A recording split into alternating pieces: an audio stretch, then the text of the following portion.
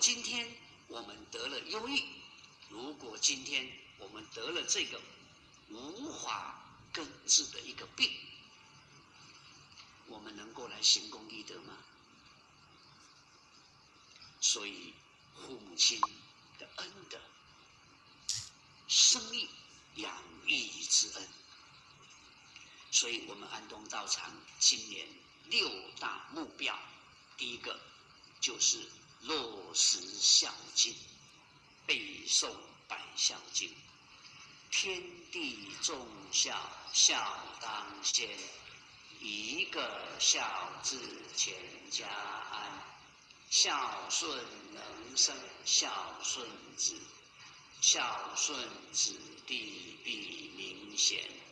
孝是人道第一步，孝子谢氏即为先。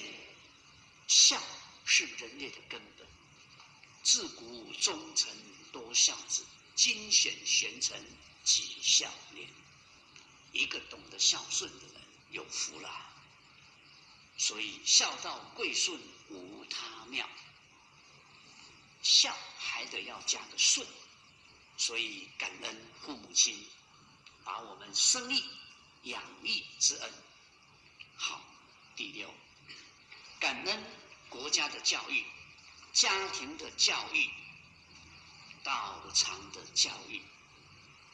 有好的教育，就有好的文化，才能有好的人品。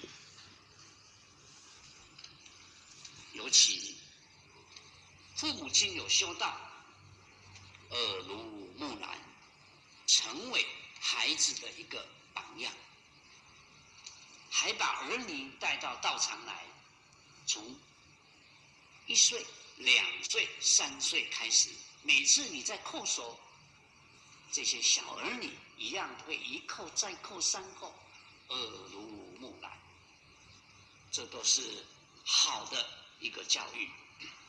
好，第7，感恩祖上有德，才有好的家庭传承。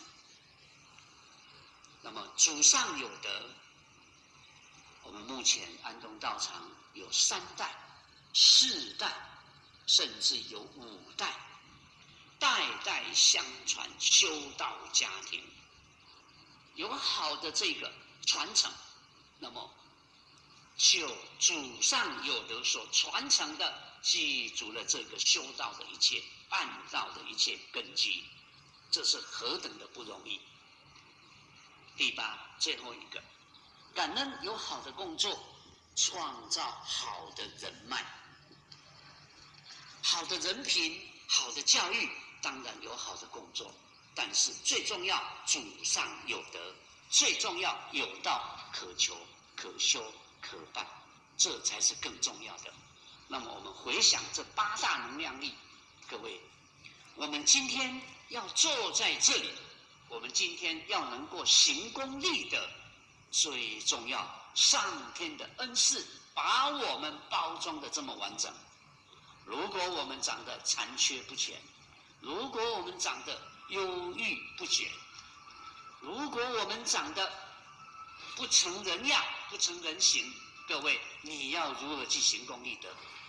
所以我们要感谢上天的恩典。以上这些都是天恩师德对我们最完整的包装，最完整的包装。好，8大能量力的累积是我这几年来一个很深的感受，不知道各位有没有这样的一个同感？